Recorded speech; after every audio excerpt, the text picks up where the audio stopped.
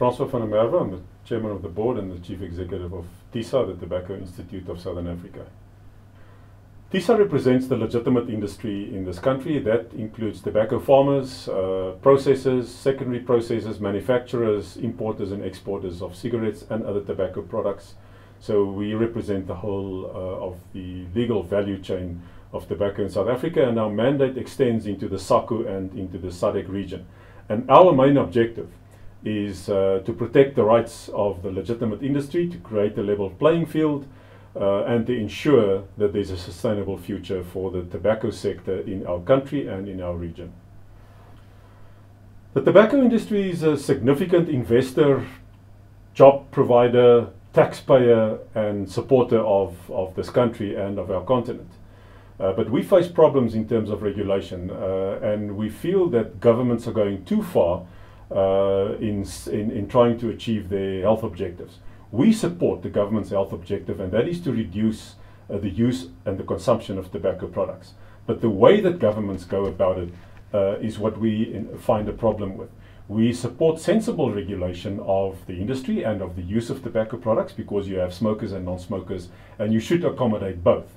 But where we have a problem is when extreme regulatory measures are put forward by government. For example, it is becoming increasingly difficult for smokers to smoke anywhere. At the moment we have reasonable smoking regulations where you can have demarcated smoking and non-smoking areas, but the new proposals are that it's completely banned basically indoors. Demarcated areas are gone, and you need to move, for example, 10 meters outside of any entrance to a building, which takes you right into the street. Now we believe that, and we view that as extreme regulation. And that is being done without consultation, without a regulatory impact assessment, and without a consultation with other stakeholders as well. Another example is the point of sale display of tobacco products. We believe at the moment the display regulation in shops is reasonable. Remember, the tobacco industry can't advertise their products for many, many years, so that's long, long gone. The only way that the tobacco industry and brand owners can communicate with consumers is by the display of their products and the information that is contained on the packaging.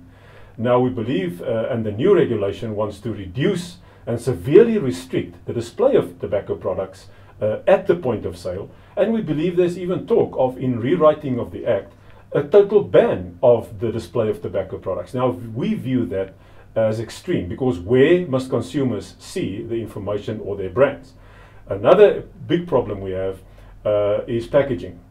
The minister is on record that he said he wants plain packaging, standardized packaging, homogeneous packaging, as in Australia. And that is where all branding is removed and stripped and taken away from tobacco products.